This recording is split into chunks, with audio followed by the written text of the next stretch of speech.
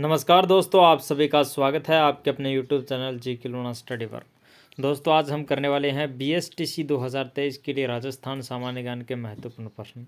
BSTC 2023 के लिए Hindi, reasoning, शिक्षण अभिरुचि, संस्कृत, अंग्रेजी सभी की जो तैयारी है वो हमारे इस YouTube चैनल जी के लूना स्टडी पर करवाई जाती है। साथ ही साथ जो पिछले सालों के जो पेपर है, पिछले 10 सालों के पेपर 2008 से लेकर वो हमारे इस YouTube चैनल पर उपलब्ध है, तो वहाँ से जाकर आप देख सकते हैं। आज की क्लास को स्टार्ट करते हैं बिना किसी देरी के।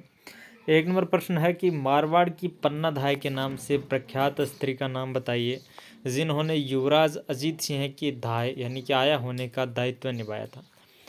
पन्नाधाय की तरह ही मारवाड़ में उसी के नाम से प्रख्यात कौन सी एक धाय माँ थी, आया थी, जिन्होंने युवराज अजीत सिंह की आया होने का दायित्व है वो निभाया, तो वो थी गौराध्याय। तो जो हमारा ए नंबर ऑप्शन है एकदम सही हो जाएगा। अगला प्रश्न है 2 नंबर प्रश्न की जोधपुर के किस राजकीय व्यक्ति को भागवत कथा पर आधारित गज उद्धार ग्रंथ की रचना का श्रेय है। जोधपुर के कौन से ऐसे राजकीय व्यक्ति हैं जिनको भागवत कथा पर आधारित गज उद्धार ग्रंथ है उसकी रचना का श्रेय है। तो ऐसे जो हमारे राजकीय व्यक्ति हो गए वो महाराजा अजीत सिंह हैं। महाराजा अजीत सिंह को भागवत कथा पर आधारित गज उद्धार ग्रंथ की रचना का जो श्रेय है वो दिया जाता है। अगला प्रश्न है कि मेवाड़ के उस महाराणा का नाम उल्लेख कीजिए जिसने मालवा के शासक बाज बहादुर को शरण दी थी। मेवाड़ का वह महाराणा जिन्होंने मालवा के शासक बाज बहादुर को शरण प्रदान की थी वह था हमारा महाराणा उदय सिंह। महाराणा उदय सिंह जिन्होंने मालवा के शासक बाज बहादुर को शरण दी थी वो कौन थे? महाराणा उदय सिंह। अगला प्रश्न है कि 1308 ईस्वी में सिवाना दुर्ग को विजित करने के बाद अलाउद्दीन खिलजी द्वारा इसे क्या नाम दिया गया? 1308 ईस्वी में सिवाना दुर्ग को अलाउद्दीन खिलजी ने जीत लिया, तो सिवाना दुर्ग को जीतने के बाद अलाउद्दीन खिलजी ने इस किले का नाम क्या रखा? 1308 ईस्वी में सिवाना के दुर्ग को जीतने के बाद अलाउद्दीन खिलजी ने इसका जो नाम है वो खैराबाद रखा, खैराबाद। अगला प्रश्न है कि राजस्थान के किस किले में पहियों पर खड़ी एशिया की सबसे बड़ी तोप है? राजस्थान का वह कौन सा किला है जिसमें पहियों पर खड़ी एशिया की सबसे बड़ी तोप है? तो वह दुर्ग होगा हमारा जयगढ़ दुर्ग। जयगढ़ दुर्ग जिसमें पहियों पर खड़ी एशिया की सबसे बड़ी तोपें हैं। अगला प्रश्न है वाद्य यंत्र अरबी ताशा।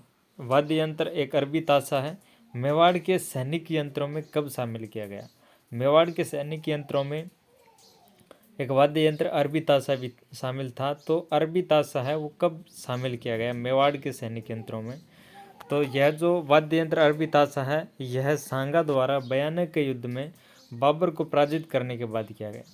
जो बयाना का युद्ध हुआ उसमें बाबर की हार हुई और सांगा की विजय हुई, तो सांगा के द्वारा बयाना के युद्ध में बाबर को पराजित करने के बाद इस जो वाद्य यंत्र है अरबी ताशा को शामिल किया गया। अगला प्रश्न है कि मोटा राजा ने अपनी पुत्री जगत गुसाई का विवाह किस मुगल युवराज से किया? मोटा राजा ने अपनी पुत्री जगत गुसाई का विवाह किस मुगल युवराज से किया? तो मोटा राजा ने अपनी पुत्री जगत गुसाई का जो विवाह है वो सलीम से किया। अगला प्रश्न है कि चंदन राज की रानी रुद्राणी जो पुष्कर में प्रतिदिन 1000 दीपक जलाकर भगवान महादेव की उपासना करती थी किस वंश से संबंधित थी? चंदन राज की रानी रुद्राणी जो पुष्कर में प्रतिदिन 1000 दीपक जलाकर भगवान महादेव की उपासना करती थी वह किस वंश से संबंधित थी? तो वह शाकंभरी के चौहान वंश से संबंधित थी। अगला प्रश्न है मेवाड़ के निम्न शासकों का सही क्रमिक कालक्रम है वो क्या है? मेवाड़ के निम्न शासकों का सही क्रमिक कालक्रम है वो कौन सा है? तो सबसे पहले हमीर, उसके बाद में क्षत्र सिंह, उसके बाद में लक्ष्य सिंह या लाखा, उसके बाद में मोकल। तो जो हमारा ए नंबर ऑप्शन है सही हो जाएगा। सबसे पहले हमीर, उसके बाद में क्षत्र सिंह, लक्ष्य सिंह यानी कि लाखा और मोकल। अगला प्रश्न है किलकिला तोप का संबंध निम्न में से कौन से दुर्ग से है? किलकिला तोप का संबंध है वो कौन से दुर्ग से है? किलकिला तोप का जो संबंध है वो मेहरानगढ़ दुर्ग से है। मेहरानगढ़ दुर्ग जो कि जोधपुर में स्थित है, तो बी नंबर ऑप्शन सही हो जाएगा। किलकिला तोप का संबंध किस दुर्ग से है? मेहरानगढ़ से। तो दोस्तों उम्मीद करता हूँ कि आपको वीडियो अच्छा लगा। अगर अच्छा लगा तो लाइक करना, चैनल को सब्सक्राइब करना और BSTC 2023 में सिलेक्शन लेने के लिए हमारे इस यूट्यूब चैनल जी के लोना स्टडी को सब्सक्राइब जरूर से कर लेना। Thank you for watching.